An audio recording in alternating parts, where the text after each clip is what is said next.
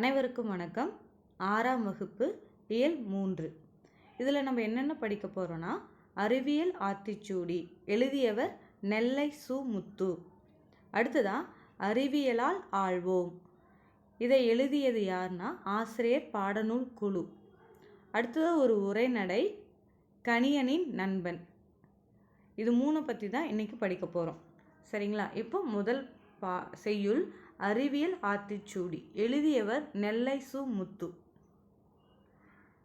இதுக்கு ஒரு ஷார்ட்கட் நம்ம உருவாக்கியிருக்கோம், படிக்கிற கேளுங்க. அறிவியலில் ஆத்திச்சூடி எழுதணும்னா கடலில் முத்தெடுக்கிற மாதிரின்னு ஆச்சி சொன்னாங்க. கேட்கவே புதுசாக இருக்குல்ல? அறிவியலில் ஆத்திச்சூடி, அதாவது அறிவியல் ஆத்திச்சூடி எழுதியவர் யாருன்னா நெல்லை சு. முத்து. ஆச்சி சொன்னாங்க. ஆச்சினா பாட்டி. பொதுவாக நம்ம எல்லாருக்குமே பாட்டி அப்படின்னு சொன்னதுமே யார் ஞாபகம் வருவாங்கன்னா ஔவையார் தான். ஆத்திச்சூடி எழுதியவர் ஔவையார். கேட்கவே புதுசாக இருக்குல்ல? அப்படின்னா புதிய ஆத்திச்சூடி எழுதியவர் யாருன்னா பாரதியார். புதி பாரதி அப்படின்னு நீங்கள் ஞாபகம் வச்சுக்கோங்க.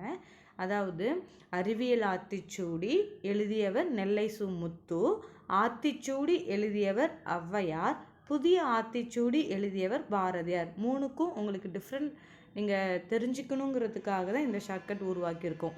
அறிவியலில் ஆத்திச்சூடி எழுதணும்னா கடலில் முத்தெடுக்கிற மாதிரி. அப்போ அறிவியல் ஆத்திச்சூடி முத்து, ஆச்சி சொன்னாங்க, ஆத்திச்சூடி ஔவையார், புதிய ஆத்திச்சூடி பாரதியார். அடுத்ததான் தம்மை ஒத்த அலைநீளத்தில் சிந்திப்பவர் என்று மேதகு அப்துல் கலாம் அவர்களால் பாராட்ட பெற்றவர் யாருன்னா நெல்லை சு. முத்து. கடலில் முத்தெடுக்கிறது, கடலில் அலை உருவாகும். அப்போ தம்மை ஒத்த அலைநீளத்தில் சிந்திப்பவர் என்று மேதகு அப்துல் கலாம் அவர்களால் பாராட்ட பெற்றவர் யாருன்னா நெல்லை சு. முத்து. இன்று இருக்கிற மாணவர்களுக்கு அறிவியல் அறிஞர் அப்படின்னாலே டக்குன்னு ஞாபகம் வரவர் யாருன்னா நம்ம அப்துல் கலாம் ஐயா தான். அறிவியல் ஆத்திச்சூடி எழுதினவர் நெல்லை சு. முத்து. அவர் தம்மை ஒத்த அலைநிலத்தில் சிந்திப்பவர்னு நெல்லை சு. முத்து பாராட்டியிருக்காரு. அடுத்ததான் சொல்லும் பொருளும். முதல் வார்த்தை என்னன்னா இயன்றவரை. அதுக்கான பொருள் முடிந்தவரை. இயன்றவரை, முடிந்தவரை, வரை ஞாபகம் வச்சுக்கோங்க. ரெண்டாவது ஒருமித்து. அதற்கான பொருள் ஒன்றுபட்டு. ஒருமித்து, ஒன்று அப்படின்னு ஞாபகம் வச்சுக்கோங்க. மூணாவதா ஔடதம். ஔடதம்னாலே எல்லாத்துக்கும் தெரியும், மருந்து. ஔடதம் மருந்து. இப்போ இதற்கான மதிப்பீடு நம்ம படிக்கலாம். முதல் கேள்வி என்னன்னா, உடல் நோய்க்கு டேஷ் தேவை. இதற்கான பதில் என்னன்னா ஔடதம். Option A ஔடதம். உடல் நோய்க்கு ஔடதம்னா நம்ம சொல்லும் பொருளை படித்தோம் இல்லையா, மருந்து. உடல் நோய்க்கு மருந்து தேவை, அதாவது உடல் நோய்க்கு ஔடதம் தேவை. Option A. ரெண்டாவது கேள்வி என்னன்னா, நண்பர்களுடன் டேஷ் விளையாடு. என்ன ஆன்சர்னா ஆப்ஷன் ஏ ஒருமித்து, அதாவது ஒன்றுபட்டு. நண்பர்களுடன் ஒருமித்து விளையாடு. Option A.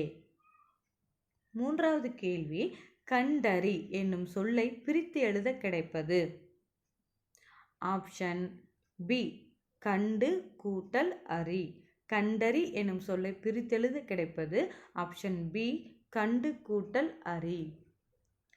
நாலாவது கேள்வி பாருங்க, ஓய்வற என்னும் சொல்லை பிரித்து எழுத கிடைப்பது. இதுக்கான பதில் ஆப்ஷன் ஏ ஓய்வு கூட்டல் அற. ஓய்வற என்னும் சொல்லை பிரித்தெழுத கிடைப்பது ஓய்வு கூட்டல் அற. ஐந்தாவது கேள்வி, ஏன் கூட்டல் என்று என்பதனை சேர்த்து எழுத கிடைக்கும் சொல். ஆப்ஷன் பி ஏன் என்று.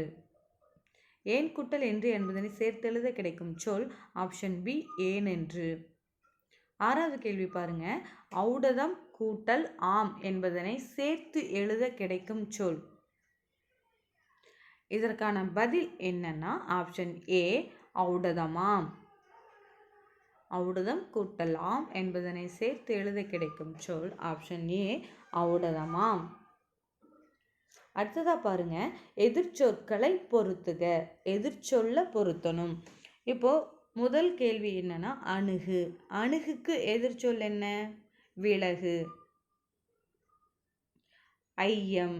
ஐயத்துக்கு எதிர்ச்சொல் என்ன? தெளிவு. மூன்றாவதா ஊக்கம். அதற்கான எதிர்ச்சொல் என்ன? சோர்வு. நான்காவதா உண்மை. அதற்கான எதிர்ச்சொல் பொய்மை.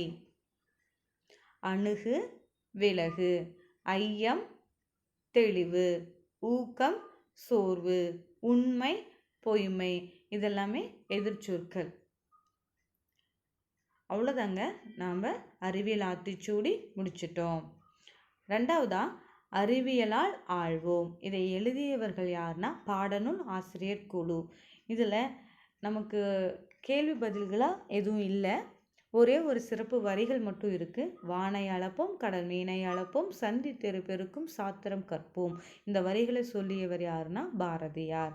ஏற்கனவே நான் சொன்னேன் இல்லையா, கத்தும் குயிலோசை என் காதில் பட வேண்டும், காக்கை குருவி எங்கள் சாதி, வானை அளப்போம், கடல் மீனை அளப்போம்.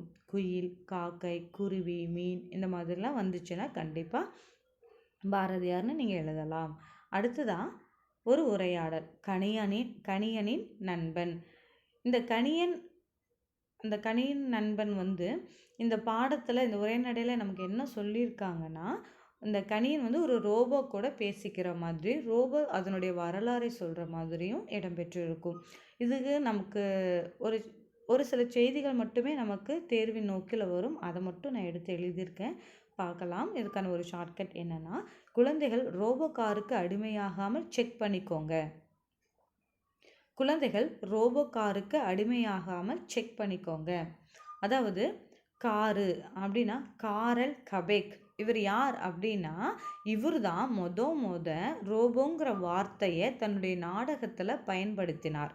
ரோபோங்கிற வார்த்தையை நாடகத்தில் பயன்படுத்தியவர் யாருன்னா காரல் கபெக்.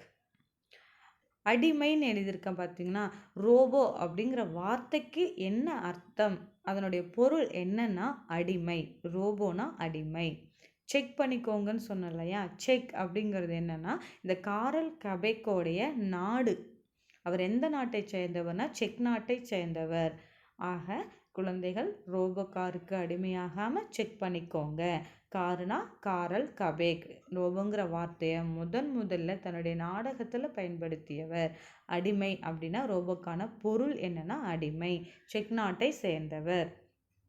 அதை தான் நான் இங்கே தகவலாக உங்களுக்கு எழுதியிருக்கிறோம் பாருங்கள்.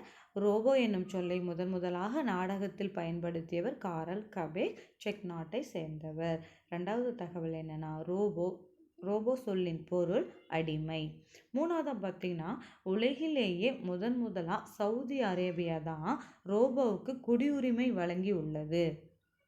அந்த ரோபோ பேர் என்னன்னா சோபியா. அந்த சோபியாங்கிறதுக்கு ஐநா சபை புதுமைகளின் வெற்றியாளருங்கிற பட்டம் கொடுத்துருக்கு.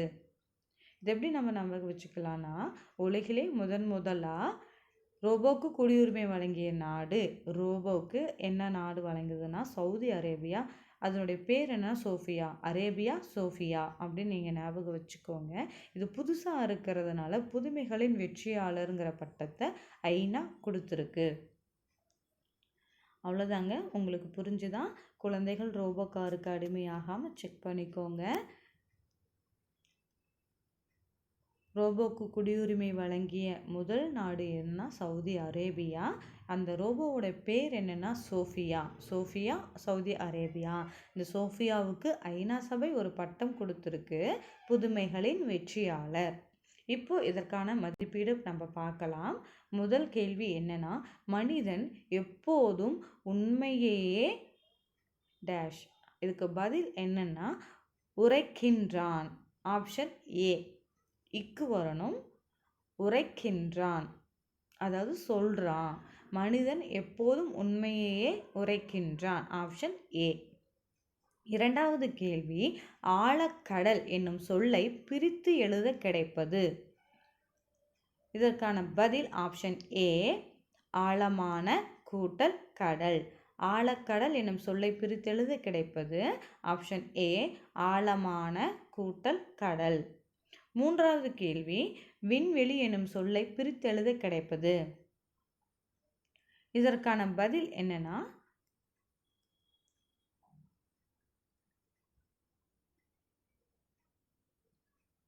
விண்வெளி என்னும் சொல்லை பிரித்தெழுத கிடைப்பது. இதற்கான பதில் ஆப்ஷன் பி, விண் கூட்டல் வெளி.